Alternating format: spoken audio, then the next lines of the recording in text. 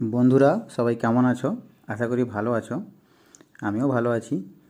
তো আজকে আমার অফ আছে, ডিউটি নেই আজকে। তো সেই জন্য একটু বাজারের দিকে বেরিয়েছি। একটু মাছ নেব আর একটু টুকিটাকি সবজিপাতি কিনবো। তো আজকে দেখছি মাছ দোকানে এসে অনেক মাছ উঠেছে। পাঙ্গাস আছে, বিলাসপুর আছে, চারাপোনা আছে। তো আমি পাঙ্গাসটাই নেব, কেননা পাঙ্গাসে কাঁটা নেই। আমি কাঁটা খেতে পারি না, কাঁটাতে একটু ছাড়াতে পারি না, অসুবিধা হয়। সেই জন্য আমি পাঙ্গাসটাই নিচ্ছি। আর পাঙ্গাসটার দামও একটু কম, 200 টাকা কেজি। আমি 100 টাকা নিচ্ছি। আর বাকি বিলাসপুর এখানে 300 টাকা কেজি, চারাপোনা 280 টাকা কেজি। তো এই জন্য আমি পাঙ্গাসটাই নিলাম, আমার ক্ষেত্রে ভালো। তো বন্ধুরা, আমার ভিডিওগুলো যদি ভালো লেগে থাকে তাহলে লাইক কমেন্ট শেয়ার করবেন প্লিজ। আর ভিডিওতে কোনো ভুল ত্রুটি থাকলে সেটাও বলবেন, যাতে আমি পরের ভিডিওতে ঠিক করে নিতে পারি। তো যাই হোক, আমি মাছটা নিয়ে নিয়েছি, কেটেও নিয়েছি।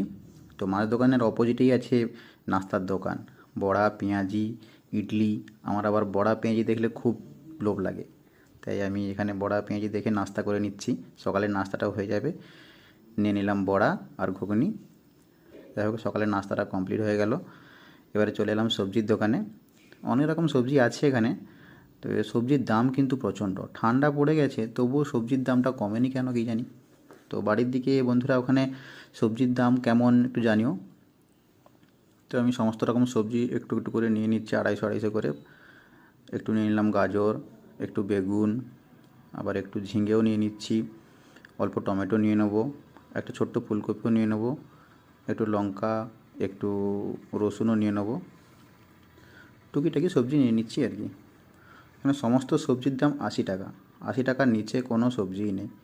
তো যাই হোক, আমার সবজিপাতি নেওয়া কমপ্লিট হয়ে গেছে। রুমেও চলে এসেছি, সমস্ত সবজি বের করে নিয়েছি। এবারে রান্না করতে হবে। মাছটাও বের করে নিয়েছি, চলো রান্নাটা করে নিই এবারে।